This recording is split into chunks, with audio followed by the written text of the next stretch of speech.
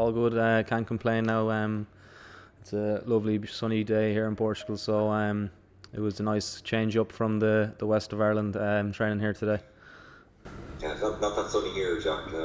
But congrats on the call up. Do you think you have something to prove? I don't think so. Definitely not to myself, anyways. It would be nice, I suppose, kind of. Maybe the narrative kind of up until now has probably been since the World Cup, and I think it'd be nice to kind of maybe close that chapter if I get on the field. But yeah, look, it's been a long kind of journey up and down. I think every player goes through periods of their career where there's periods of non-selection, and I think it's about how you I suppose how you learn from that. And I think I've learned a lot about myself, and my teammates have learned a lot about me as well. So great to be back in the setup, and hopefully the next couple of weeks are good to me. Yeah, do you feel you were hard done by, Jack? Should you have been called up sooner in the last couple of years? Not necessarily. I think I suppose we can talk about the last 2 years and we can move on from it then. But I think initially, when I did come back from the World Cup, look, my form wasn't good enough to warrant selection. In Connacht, Conor Fitz was playing incredible rugby, and when I came back, it's well documented. I would have said that I was nearly trying too hard. As I kind of came back from a World Cup, I was in a position where maybe I saw myself as second choice, and I really wanted to kick on and maybe probably force things on my end. And that, as a 10, you can never really, if you look to force things, you're going to be in trouble. I think what has helped me, the way that we're trying to play in Connacht and the way that Ireland play, there's some similarities, and it's been a nice, I suppose, I've had to evolve as a player from maybe what I've done previously up until this season. So at the start of the season, I was a bit wary on kind of how it was going to go for me, but I think credit has to go to Mossy, Cully and Pete and Friendy in terms of how they went about that change in me and then the way we were playing as a team. And just finally for me, how open is that number 10 slot at the moment? Because obviously Johnny hasn't had much game time recently. Do you think there's a realistic chance of getting a start over the next few weeks? Look, that's what we're all striving for. I think Johnny's been there, he's done that, he's this captain, so I would think if and when he's fit, he will be starting. So I think for me, as I said previously before, it's about if the opportunity does come, I need to have the confidence and authority around me that Johnny gives, and that will give confidence then to all the other players. Thank you, best of luck. Cheers, Paul, thank you. Hi Jack, how are you doing? Hi Neil. Andy spoke at the Six Nations launch on Wednesday, and he was saying one thing in particular about you is he thinks your game has actually improved by taking on the captaincy at Connacht this season. I know you spoke as well earlier on in the campaign about how you were getting used to it and it was something you weren't usually comfortable with in the past, but do you think has gone in a couple of months from that extra responsibility? Yeah, I think so. I'm a lot more mindful of what I say to the players. I'm a lot more prepared in different aspects in terms of messaging throughout the week, whereas previously, maybe before, that was a thing where it would have been thought of on the spot and maybe my messaging wouldn't have been as accurate to the players around me. I think what that has given me then, in Connacht we have, I suppose, key principles in what we're trying to do, whereas maybe previously before, if things aren't going the way I want them to be, I probably had nothing to fall back upon to kind of go back to what we were doing. Whereas now we have that. It's very simple for me in attack, with them principles, especially around squareness. And I think that's what probably is that, coupled with the preparation throughout the week, has probably pushed me in terms of the leadership and the performance part. And then just lastly for me, does it matter for yourself personally that you got back into the squad on merit from your performances, rather than, for example, if there had been 2 or 3 injuries and they had to start reaching down for players that necessarily weren't too high up in the ladder? Does that even matter for yourself personally? Is it just all about being there in the squad and whatever way you get in, it doesn't necessarily matter? No, initially when I was in, I got in through injury when I got my first cap, but I think it's given me more confidence, the fact that it was on merit, and that's, look, I was delighted with that. Obviously there's players kind of coming back from injury and stuff like that, but the fact that as you said, I was picked and I wasn't kind of down the bottom being picked up for that. So no, I'm delighted with how the selection panned out.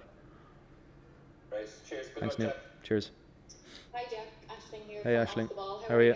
Good. I saw you had Andy Friend on last night. He was in good form. Yeah, we did. Yeah, just this morning. It was brilliant, really good chat. And we were speaking as well to Andy Farrell just in the Six Nations launch during the week, and he basically said that he had kept a communication line with you the whole time and sort of gave you feedback. I'm sure having that communication must have helped you drive on.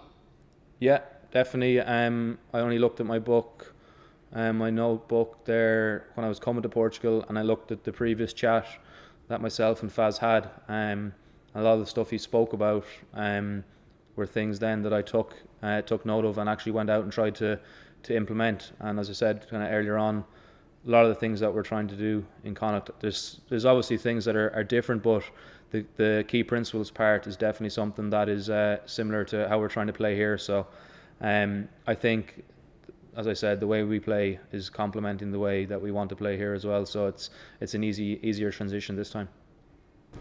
And did you ever have any doubts that you'd be back, or was that always the goal? It was always the goal. I think maybe when you try to focus too heavily on a goal, you might get kind of lost in the part in between. And I think I certainly did that for a period of time. It was not until I stopped worrying about that and kind of got back to what I had to do daily, weekly, monthly, that I was able to actually slowly kind of get back to where I am now. That being said, I'm still not where I want to be, so I'm going to kind of worry about the kind of end goal when that comes about. And one of the things as well that Andy said, he said your ball in hand has really improved leaps and bounds since you last played for Ireland. Was that something that you really worked on? Yeah, it is. And look, the squareness part as well. I was quite lateral in attack previously in other years, just in terms of how we played, and it worked well for us. But I probably wasn't as much as a threat on the ball, and I find now with how we're trying to play in Connacht, I'm able to bring other players into the game. Other players are seeing what I'm seeing, and there's a lot of fluidity in how we're trying to play. So it's incredibly enjoyable. So I'm hoping to bring that to the Irish team as well. A very last one from me, just the way you speak about Andy Friend, he obviously is a really good coach. Yeah, wonderful coach. He his capacity for human empathy and emotional intelligence is massive. Like, he's a coach. Second, and kind of firstly, he's there to, as he said last night to you, he's a support staff, but it's all encompassing in how he does that. 50% of it would be on the field, but some of the stuff he does off the field for players, I've kind of seen him go leaps and bounds for certain players over the years. So a lot of that stuff wouldn't be known, and that's kind of how Friendly likes it, which speaks volume for the type of person he is. Yeah, definitely. Thanks so much, Jack. Cheers, Aisling. Thank you. Hi, Jack. It's Ruth Foreman here from ETV. Congratulations on the call. Thank you very much, Ruth. I just want to check in about the off-field stuff, because you talked about how you've grown on the pitch, but you've grown on the pitch, but off the pitch, how different are you from a couple of years ago as well?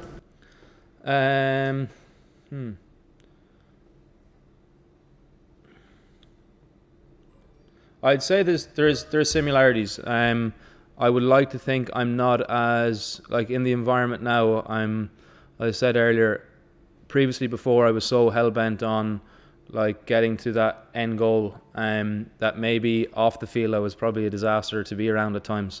I think when I play best is when I have a smile on my face. So if I can kind of set up things off the field to be in a place where they need to be, I think it enables me to excel and do what I want to on the pitch. So I think, look, when I was maybe playing rugby for many years, I probably looked like I had the stress of the world on my shoulders, or the weight of the world on my shoulders. Whereas now, look, I really enjoy what I'm doing. I'm enjoying this new environment. It's been brilliant, The lads have been really welcoming. So no, there's a lot of similarities, but at the same time, I'd like to think that there's a lot more enjoyment in it for me. Great, thanks very much. Thanks, Ruth. Hey Jack, congrats on the call up. Can I just ask you then, when you were watching Ireland Day in November and up close, obviously the last one, how much were you looking at that, thinking that could really suit the way I'm playing?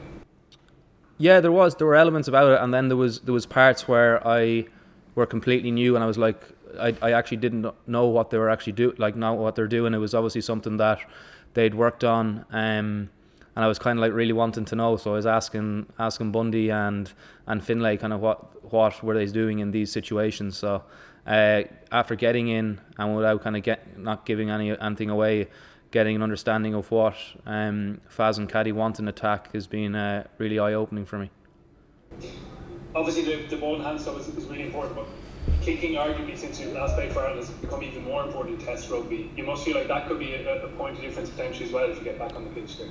Yeah, massively. So look, obviously international rugby is kind of about how you apply pressure, and I'd like to think that if there is kick space, whether it be contestable or long, that through the lads around me I'll be able to find it. There was obviously one or two at the weekend which put us under a bit of pressure, but I think the power of it is here that you've a variety of different kickers across the backline that you can shift at one, bring up the backfield, and then look to put it in behind. So I'm sure the kicking load will be shared amongst the backline. And lastly, just obviously Johnny's the captain now, whereas in the World Cup that was Rory Best. What's he been like to work with? Is he different areas as a skipper, or is he very much the same personality? No, from what I've gathered, he's the same personality, leading by example. I think the way that he speaks, it's definitely something that I'll take back in terms of how I do it in Connacht. You can see that when he speaks, he's obviously prepared of what he's talking about, but then also his ability to communicate a message on the spot I find is incredibly accurate. So that's definitely something I'll be speaking to him about to see kind of how he goes about that. Best luck over the next one. Cheers, Murray. Thanks. Hey Jake, hi Jack, could I just ask one question please at the time? Sure, yep, all good, Jerry. Sure Jack, what are your aspirations for this Six Nations? I'd like to get quality game time. I suppose be comfortable in the environment which I have been so far. I'd like to think that if I do get the opportunity, get game time, that I'll add to the team. I think getting understanding of what we're trying to do in attack especially is the biggest thing for me at the moment. As I said, there's similarities, but there is a lot of things that are different. So it's about kind of getting that feel, and I suppose working with the nines, and then having Bundy and Robbie there, who I have good relationships with already. It's just kind of tapping into them as a resource to kind of see how things are run.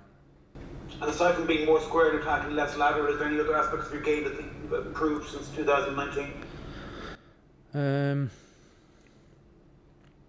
I think defensively, I've the last kind of couple of years, I think when maybe my attack hasn't been where I wanted to be, my defence has always been something that I can go back to. It's something that would have been, when I was a young fella, probably wouldn't have been something that I would have enjoyed as much, but now I really enjoy it. It's something that I'd like to take pride in terms of kind of getting off the line and making defensive reads and tackles. So I'd say defensively, Jerry, I'm probably in a better place than I was, definitely. Very lastly, when your goal kicking race was brought up, I was on a podcast with Andrew Trimble, and I was making the point that you play every second game next to the Atlantic, like a lot of other halves in goal kick, and Andrew made a good point that whenever your goal kicking average is brought up, you should have underneath in brackets, lives in Galway. Yeah. Pardon? Yeah, I think that would be a nice one. There's 2 or 3 there that if I'd certainly got, I'd be up towards more like 78, 79%. I think I'm ballpark 75% at the moment. So I think it's them kind of lapses in concentration. I was delighted how the last 2 weeks have went, especially in Europe. So it's just about kind of consistently nailing them ones that you're kind of bread and butter ones that you're meant to get. But you can put that asterisk. You can put that asterisk with any of the ones that are in Galway. It'd be great.